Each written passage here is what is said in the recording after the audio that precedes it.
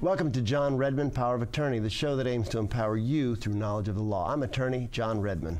And hello everyone, I'm Shauna Sanford. Well, we all know that having one drink too many can put you and others at risk. According to Mothers Against Drunk Driving, the price tag for driving while intoxicated in Louisiana costs taxpayers $132 billion every year. It is such a serious problem in our state that we're devoting today's show to learning more about the law when it comes to this serious problem.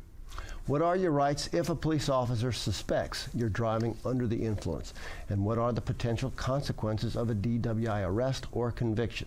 Criminal defense attorney Jake Lemmon is our guest today, and he'll tackle those questions and more. And he certainly has a lot to say about it. Can't wait to get him on here so we can start talking about this. But before we get to Jake, many people out there can be impacted by DWI, by people who are driving while intoxicated. There's the criminal side of it, and I know that you don't handle criminal cases, but in your practice, you certainly have handled quite a bit of DWI cases. Yeah, well, it's not a joke, and there's no mystery that alcohol and driving leads to car accidents. People get hurt in car accidents, and under the law, you're allowed to seek compensation if you're hurt in an accident, and handling injury cases is the main thrust of what we do, that plus insurance claims. Well, if alcohol is involved, there's some very big teeth in a law that says if alcohol is involved in causing the accident, the person who was intoxicated, or drugs, alcohol or drugs, then you can claim exemplary or punitive damages. In other words, you might have a $20,000 claim or a $10,000 claim for the property damage and medical bills and pain and suffering, but you may have a much bigger claim because you want to punish people who drive while intoxicated. Right. You don't want to just slap them on make them put the cookie back. You want to slap them on the wrist and hard so they know not to do it. And insurance companies, many will be responsible to pay those punitive damages. You don't want to know what that guy's premiums are the next time he goes to renew, but that's to teach the community that drunk driving is not welcome in this community or anywhere. Right. Well, we certainly have a lot to learn today, and when we come back, attorney Jake Lemmon will join us, so stay tuned. We'll be right back.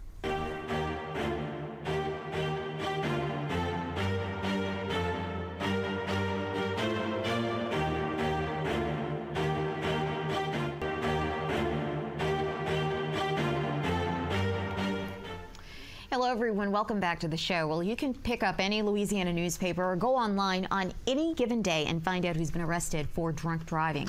According to LSU, the New Orleans Police Department made nearly 1,800 DWI arrests last year. And we all know that driving under the influence poses serious safety problems. But if you are arrested, you need to know your rights, and the clock starts ticking immediately. To help us learn more about what the law says when it comes to driving under the influence is St. Charles Parish defense attorney Jake Lemmon. Jake has been practicing criminal law since 1997. He spent 5 years as a prosecutor in Orleans and Livingston parishes. He was a public defender in Jefferson Parish, and now he has a private practice where he focuses on DWI law. Jake, my good friend, thanks for being here with us today. Looking forward to this discussion. Well, thank you for having me. Yeah.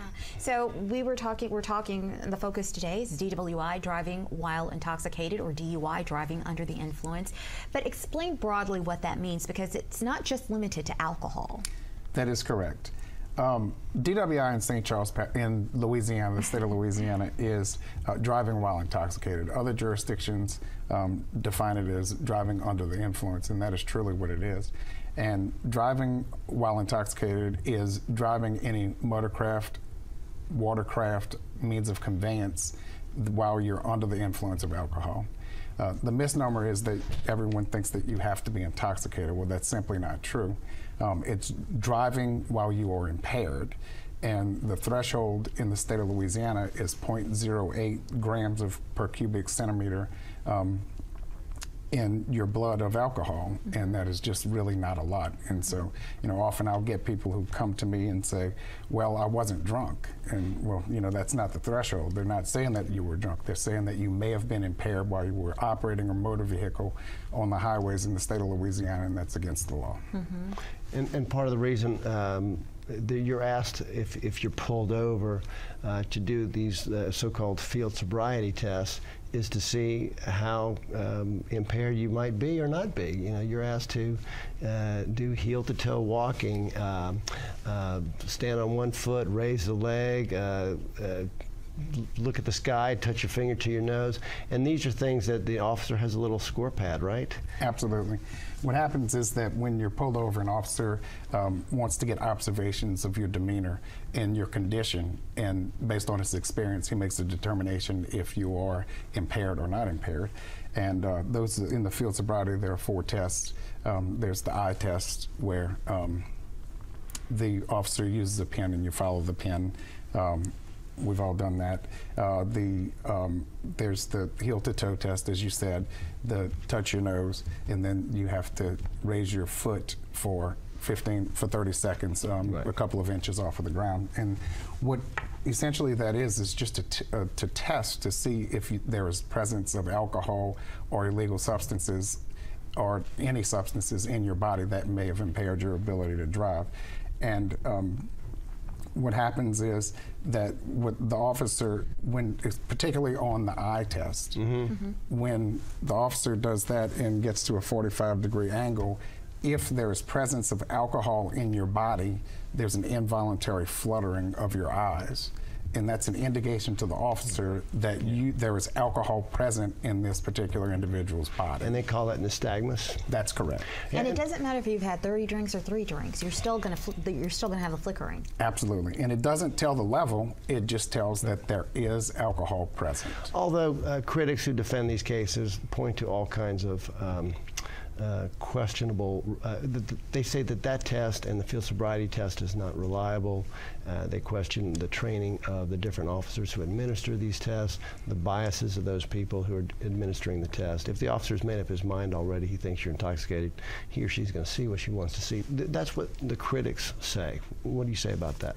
Well, I think that there's a degree of truth to that. However, I mean, it is scientific. You know, if you are falling down when you're trying to touch heel to toe, there's an indication that you are probably impaired. When your eyes give the involuntary flutter, it's a scientific fact that alcohol is present. If you can't touch your nose, then that's an indication that alcohol is present. You know, I don't know anyone that can hold their leg off of the ground 6 inches for 30 seconds, but it just tests the balance. It doesn't necessarily mean that you're drunk. Yeah, and there are other excuses that you want to make sure, God forbid, you're in that awkward and scary position where somebody's seeing if he thinks or she thinks you might need to be arrested for DWI.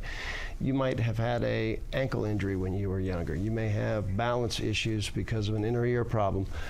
If you've been in an accident, head injuries can mimic the signs and symptoms of being intoxicated. So there's a lot more to it, and that's why somebody generally, if God forbid they're charged, they might want to reach out to a criminal defense attorney to make sure that all these questions are looked into. Oh, absolutely, and that's definitely one thing one area that needs to be explored. Particularly what you said earlier, it's the training of the police officer that really makes a big difference, and that's what attorneys generally try to fight, is that, you know, this person did not administer this test properly, and therefore it's not reliable. So let's say that I am pulled over, an officer does suspect that perhaps I'm driving under the influence, and it says wants to administer the breathalyzer, and I refuse, because I can refuse to do that. Correct. What then will happen?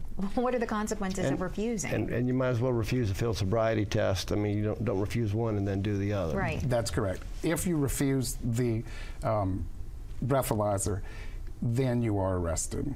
That a refusal, you are arrested and you go to jail.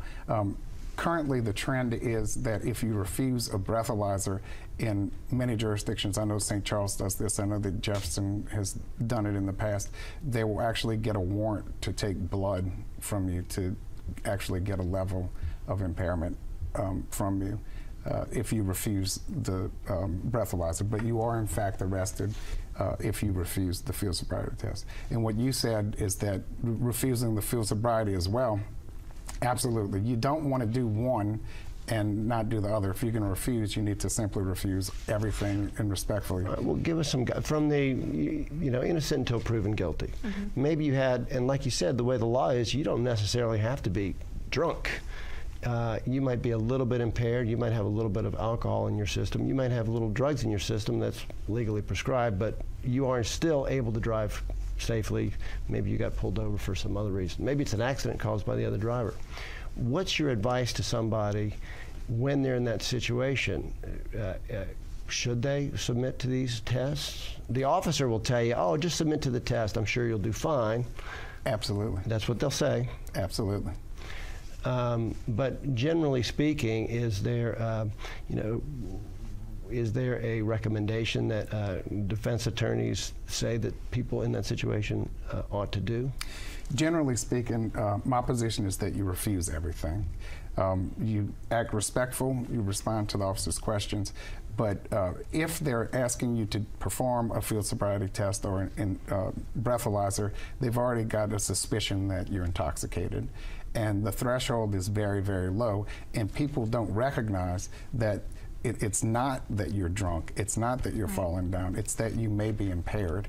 And so if the officer in his training detects or suspects that you are in fact impaired and over the legal limit, then you've got a very big chance of being arrested anyway. And we just want to make it very clear that we're not encouraging folks out there to go out and drink and drive. That is not at all what this is about, but you do have rights if you are pulled over, if an officer does suspect that you are driving under the influence. And there are repercussions besides the possibility of a warrant to draw blood. What are the repercussions typically to anyone who says, you know what, I don't think I'm intoxicated, or maybe I think I am intoxicated, or I am impaired, and I better just refuse the test. There are some repercussions if you refuse the test. Why don't you describe those for us? Okay. Well, once you refuse a test, the officer then arrests you, and you are brought to jail. Upon release from jail, from the date of the arrest, in the old law, you used to have 15 days to file for an administrative hearing. Now, that is regarding your driver's license and your ability to get a driver's license. Because your license is suspended when you refuse these tests, automatically. Yeah. Automatically. But a lawyer, or even somebody without a lawyer, can attempt to say, I want to have an administrative hearing. That's what you're talking about. That's to try and get your license unsuspended. Correct. And tell us a little bit more about that. Okay. Currently, the law in Louisiana is that you have 30 days from the date of your arrest to request an administrative hearing. And that is done through the Department of Motor Vehicles in Baton Rouge. And when you're arrested and released from prison, they give you a paper that actually tells you everything that you need to do and explains everything that you need to do to send that into Baton Rouge to actually request the test. My advice is that you get an attorney immediately. Because DWI is so time specific, there are only 30 days. It's a serious charge, too. And it is a serious charge. And if you do not request the administrative hearing, then after the time expires from the date of your arrest, then that is when your driver's license begins its suspension. But if you do request an administrative hearing becomes available to you, and there's things that need to be done at this hearing that the ordinary person does not. Is that when you would request a hardship license, or when does that happen? At that point, the hardship license doesn't come into play until your license is actually suspended. Suspended. Correct. Okay. And just explain what that is, just for our viewers, so they can understand. What is a hardship license? Actually, we have to take a break. We have to take a quick break. Time is really moving on, but we're going to let you answer that when we come back. We have a lot of questions from viewers. This is certainly something that you're interested in, so stay tuned. We'll be right back with Attorney Jake Lemmon.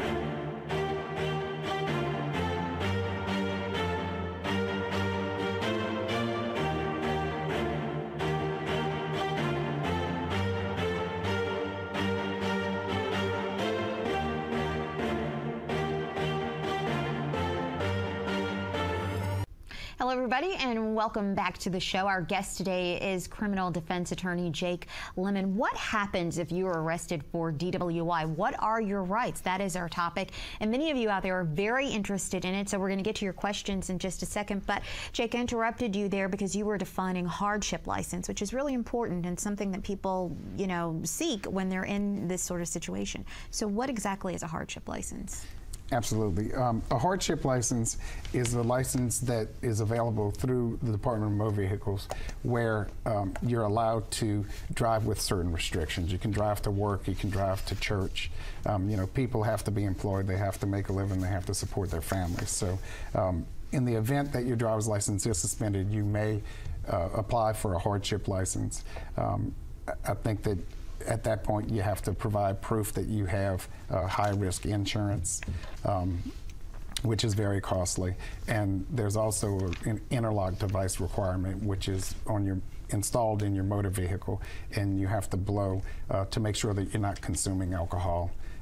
And then driving as well when you have a case pending for DWI. Well, we actually have lots of questions. We have a question about that very thing, but let's go ahead and get to our viewer questions. Our first one comes from Alexis. She says, someone told me that I could face civil and criminal charges for my DWI. Is this true? And what exactly does this mean? Something that we touched on a little bit earlier in our intro. When it comes to DWI, there are criminal charges and civil charges, right? Absolutely.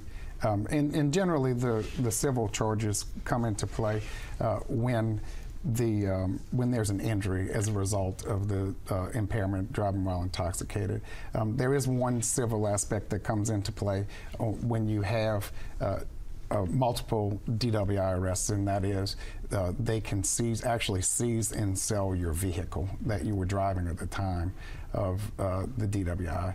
That doesn't happen very often, but it does in fact come into play a lot of times when people have multiple DWI infractions. And so just to expand a little bit on the answer. So the drunk driver or the intoxicated driver, you can be intoxicated on other things besides alcohol, can face civil penalties if he or she causes an accident or causes injury. It doesn't have to be with another car. They could run into somebody's house or run over somebody's dog or hurt another person, a pedestrian. Under the law, there are civil penalties. Article 2315.4 says you can punish that person in addition to make you whole, pay your medical bills, pay your lost wages, pay you for pain and suffering. So that's not something you do, but that's something that you probably advise your clients if they come to see you and they say, I had a car accident and they charge me with DWI. Is that correct? I mean, is that your understanding as well? That is. It absolutely is. And I certainly immediately refer them to a civil attorney because they do need representation. Sometimes the insurance companies provide that. I don't get involved in that whatsoever, and I certainly need to make that crystal clear in the very beginning. And that's a little more my area of focus, and let me say this. Your insurance is required to provide a defense. If you have car insurance and you cause an accident, they have to defend you and pay the claim as long as you're found to be at fault. If you're intoxicated, the person who makes a claim against you might make a claim for punitive or exemplary damages to punish you in addition. Your insurance policy might pay those damages and might not, but they still have to defend you on the claim for the injury, the harms, the pain and suffering. So they should have a lawyer because of their insurance policy without going into their pocket. Right. We got another question from Ben here who wants to know how having an open container in a vehicle could potentially factor into DWI arrest. Well, an open container is generally, I guess, broadly defined as something that's within the arm reach of the driver. If you have a passenger in the vehicle that has a daiquiri or a beer or something like that, then that would be considered an open container because the driver could certainly reach and grab it. A passenger in the back of a vehicle. I think that we were speaking earlier, limousines, sometimes people drink alcohol in the back, but that would not be something that the driver would actually have access to, so that wouldn't be considered an open container, so that would be exempt from the open container law. Mm-hmm. But the purpose of the open container law is that when someone is pulled over and an officer goes to a vehicle and he observes an open container, well, that's an indication that alcohol is being consumed in a vehicle. Mm-hmm. And so that is a point where they begin to start an investigation, and it gives rise to probable cause, a reasonable suspicion that a crime is being committed. Well, they could even pull you over if they see you or even your front seat passenger hoisting a beer or a bottle of beer or wine cooler. Correct. Correct. So that could give them probable cause to stop and then start asking you about your your alcohol Certainly. or your level of impairment. Absolutely. Wow, I think that's very Best important. idea is don't do it. Yeah, Right, even if it's your exactly. passenger, not the driver, but if it's your passenger. That's correct, because it's accessible to the driver. the The driver. driver can reach over and get it, yes. Okay, now here's a question from Lewis. He said, I had a couple of drinks and then went and sat in my car to listen to the radio. Is it true that I could be charged with a DWI just for sitting in my car and being over the limit? That is correct, you can be. And it doesn't happen frequently, but there's a lot of circumstances that dictate what happens and if you are in fact charged. One of them is if you're in dominion and control of the vehicle. They don't want people who are drinking to be in a vehicle that's running with the ability to just drive off and get on the roadway. People make poor decisions when they consume alcohol. And so that is that's something that doesn't happen a whole bunch. But if you're in dominion and control of the vehicle, then yes, you could in fact be arrested for DWI. Now, of course, the state would have to prove that you were driving that vehicle or operating that vehicle on a public highway, but and then pulled over, and then pulled over and stopped. Maybe Correct. take a nap or get some rest or whatever. Correct. Yeah. Correct. Or someone could be in their vehicle in the middle of a highway or on the side of a road, and the police come to investigate. They're not actually driving, and no one actually saw them driving. However, circumstantial evidence would dictate that person, they had to get there somehow. Yeah, okay. Got a question from Matt who says, this is my first DWI. I think I'm getting it expunged. If I get another DWI, will it appear to be my first or second? And that's a good question. That's something that gets asked a lot. It would be considered your second offense in terms of law enforcement. An expungement does not negate a conviction. It takes it from the public record. If you were applying for a job, if your insurance company was looking at your driving record, anything like that, it would not be accessible to public record. However, for law enforcement purposes, it stays on your record for a period of 10 years. And then that could impact whatever fine or penalties that you receive. Absolutely. If you are convicted of that. A lot. Correct, and it does. And a second conviction for DWI is still a misdemeanor. However, on a third offense for DWI, it becomes a felony, punishable by 1 to 5 years in the Department of Corrections. And on a fourth offense for DWI, it's punishable by a mandatory minimum of 10 years in the Department of Corrections to 30 years in the Department of Corrections. So it's absolutely very, the enhancement penalties get significantly stricter. Okay, all right. Another question from David. Will I get a blower in my car if it's my first DWI? We were talking a little bit about this earlier. That's correct. That's the interlock device you described earlier. That's correct. That's the interlock device that you have to blow on to enable the car to be started. On a first offense, generally you do not have to get a blower. Judges are being creative now. I know that in Orleans Parish, a lot of times what they'll do is, depending on the level of impairment, that's something, the higher your blood alcohol level is, the more strict the penalty becomes. You're not forced or mandated to have an interlock device on a DWI first offense, but they may make you put a scram bracelet on for a certain period of time if your alcohol level is over a 0.20. Now, what is a scram bracelet? And a scram bracelet is something that individuals wear on their ankles, and it detects if alcohol is ingested. Okay. So it's something that the judges use to make sure that people are not drinking alcohol when they tell them not to drink alcohol during their probationary period. It's something it's a tool that they use and force people to, in fact, not ingest alcohol. Well, something else that is, I think, very important for people to know when it comes to that blood alcohol content level, it's 0.08. That's the minimum, or that's the threshold that you have to meet. Correct. But if you're younger, it's lower, right? It is. It's if you're under the age of 21 and you are pulled over for DWI, your level of intoxication is 0.02, which is essentially nothing. The message is that minors should never drink and drive. They should never have a sip of alcohol and get behind the wheel of a vehicle. 0.02 is the threshold if you're under the age of 21 years old. Now, there's different penalties if you're charged for a minor driving under the influence of alcohol. It is not considered a DWI conviction for when you reach 21 years old. In other words, if you have one when you're 18 years old and you get a second one at age 21, but you were convicted under the statute for driving under the influence of a minor, that is not used or cannot be used to enhance to a second offense. Okay. However, if your blood alcohol is over 0.08, the Code of Criminal Procedure says no matter what your age is, if you're under 21, you're not afforded the ability to get the underage drinking and driving. You must be, or you shall be prosecuted under the DWI statute. Oh, wow. Well, we are just, I mean, we are completely out of time here. It's just flown by. We thank you so much. We've learned a lot today. Well, good. Thank you for having me. All right, we are completely out of time, but stay tuned next week. Join us next week for another great episode of John Redmann, Power of Attorney. And remember, you can watch the show online at johnredmannpoa.com. And don't forget to send in your questions this week, either through Facebook, Twitter, or email. Thanks so much, and we'll see you next time on John Redmann, Power of Attorney.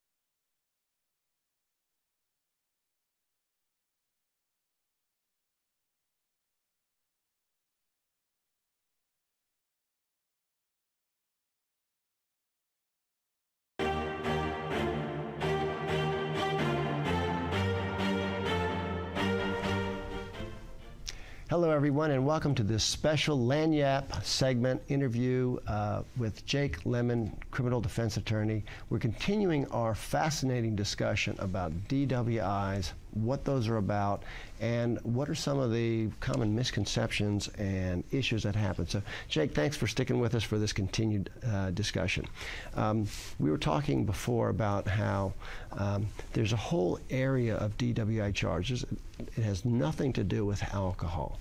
And the question is, well, what's one of the most typical misconceptions people have that gets them into trouble, thinking they can drive while on something other than booze or alcohol? Prescription medication has become the giant problem nationwide, really. People think that as long as a doctor prescribes it to me, then I'm fine and I can drive, and that's simply not the case. And I've seen the same thing in the civil side of the practice. People, they'll even tell the officer, I'm not drunk. I've taken a couple of pain pills for my back, or I've taken some Xanax that my doctor prescribed me, but my doctor told me that it was okay for me to take this. Some people may have had a conversation with their doctor, and between them and their doctor, the doctor says, if you feel you're okay to drive on this, you can drive on it, but the arresting officer is not going to feel that way. Is that a fair statement? Absolutely, absolutely. And I don't know that any doctor would ever tell somebody that they would be okay to drive on it.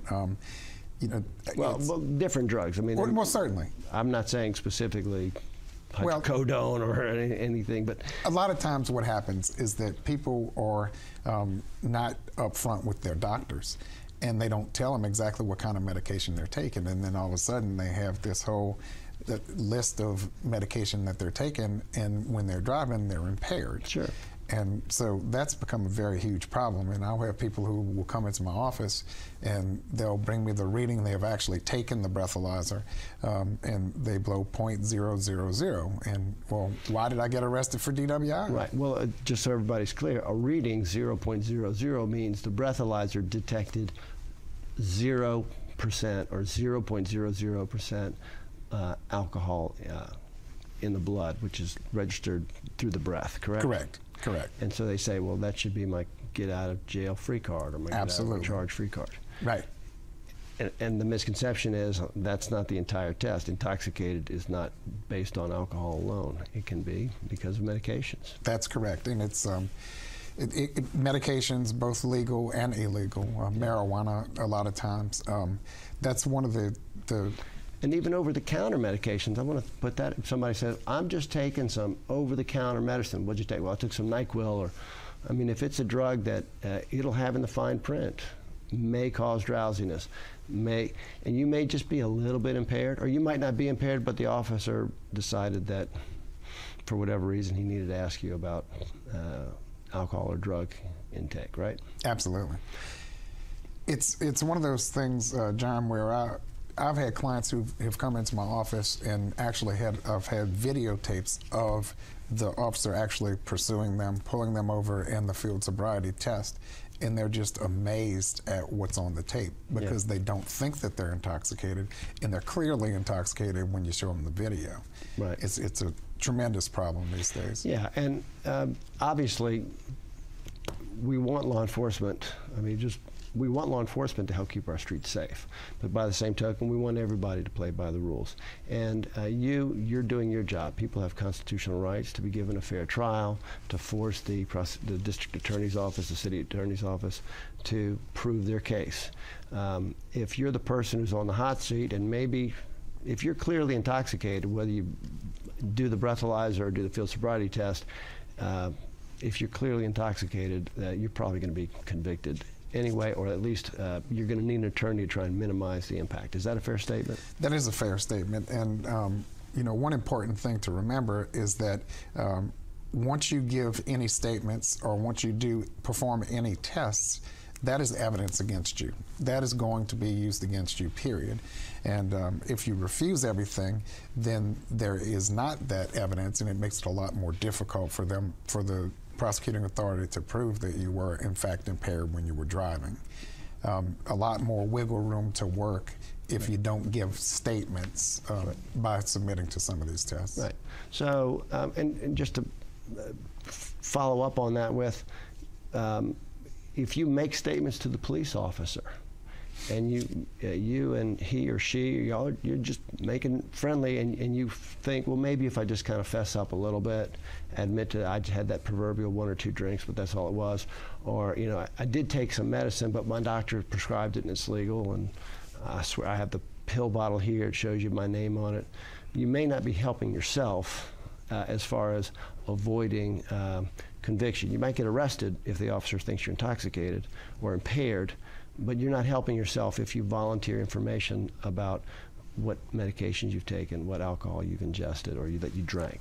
Fair statement? That is a fair statement. And there is a portion of the investigation where the officer asks you specific questions about, are you on any medication? Have you taken any medication? What types of medication? Have you been drinking? What have you been drinking? So when you give them that information, it definitely assists in having you be convicted at some point. Now, you say when you give them that information, do you have the right to say, I'd rather not share with you any, I don't want to answer any questions about that, or? Absolutely. In any criminal proceeding, you have the right to remain silent, period. And that's including in a traffic stop? Included in a traffic stop. And you do not have to say a word to the police officer. But know that you're going to be arrested, because that's just the way that it is. The officers have a suspicion. And when the result of declining a field sobriety test and or a breathalyzer is that you will be arrested and you will be charged. DWI checkpoints, that's a way a lot of people get charged with DWIs. That happens a lot in Orleans and Jefferson Parish and in other parishes in southeast Louisiana. Correct. And just nutshell, define what is a DWI checkpoint. What happens is the officers for public safety is the guys that they use, and they say that on this particular night we are going to have a DWI checkpoint somewhere in the parish. They don't disclose the location, but they do actually set up a DWI checkpoint site where they randomly choose cars that they're going to pull over, and they're going to do an investigation of the driver to see if the driver has been drinking or not. Okay, and so you're driving down the road. If you come up on a DWI checkpoint, they might do every other car, every fifth car, or something like that? One of the requirements is that it has to be a random mode to how they administer it. They can't do every single car, Okay. and there's rules that are established that. And assuming, and again, a criminal defense attorney will double check that the checkpoint was properly done, and that it was in fact random, and that they didn't just, sort of grab you because you looked like a target. I want to change gears a little bit. One of the things that the defense attorney does, ideally you can demonstrate the person was not impaired, wasn't over the legal limit, the breathalyzer was not properly calibrated, the field sobriety test wasn't properly done. But there's also procedural things. Certain things have to be done within certain time deadlines. Is that one of the other tools in your toolbox on how to assist people in being convicted? In terms of the conviction, the administrative hearing is really the only thing with the dead set time limitation. Right. And that has that's something that's under scrutiny right now with a lot of criminal defense organizations, and they're testing the constitutionality. And again, for those people who didn't catch the show, also available on our website, if you refuse a field sobriety and or the breathalyzer test, automatically your license is suspended for a period of 6 months, you said? Yeah, but you have a window of time within which for you to get somebody, preferably an attorney, you can do it yourself, to ask for an administrative hearing to try and challenge why you were stopped, or the propriety, or whether it was proper for them to stop you, and maybe avoid having your license suspended, correct? That's correct, and that is done through the Office of Motor Vehicles. Okay. And currently the state of the law is that you have 30 days from the date of your arrest to request an administrative hearing. Well, procedurally, if the police, at the time of the trial, if the police officer arrested you doesn't show up, procedurally, you can say, well, you can't prove your case because you don't have your witness. Let's do a plea bargain, or the state might ask for a continuance, but if they did that before. In other words, there are procedural ways of fighting any case, including DWI defense, and they're substantive, and the substance is, let me show you and prove to you why the person was not in fact intoxicated. These are all tools in the toolbox of the criminal defense attorney, correct? Absolutely, okay. Absolutely. And lost my train of thought. That's okay. No, but you have all these tools in your toolbox, and one of the important reasons why you want to avoid having a DWI on your criminal record, well, what are a couple of reasons? And just a brief answer, because we're running out of time here. You want to avoid a DWI conviction because it affects insurance. Give me some of the reasons. It affects insurance. It affects sometimes job applications. And have a conviction on your record. Correct. You have a conviction on your record, and it can be public record. It is public record unless you take measures to make it not public record. And so there are multiple ways that can come into play, but you certainly don't want a DWI conviction. So to sum up, you should get a criminal defense attorney. If you can't afford one, the courts will appoint you one.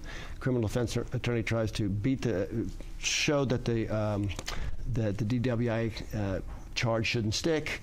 If it looks like they have enough evidence, you try and work out a plea bargain based on negotiating skills and what evidence and procedural tactics you can effectively and ethically employ. And then if there's a conviction, there's ways to try and get it expunged later on, and other steps. It's all damage control. Absolutely. Okay. Well, I'm very grateful to you for spending this time with us. It's been very educational. Good luck to you in your career assisting others. And everybody out there, please be safe on our roads. Thank you for being with us in this special Lagniappe segment of John Redmann, Power of Attorney. See you next time.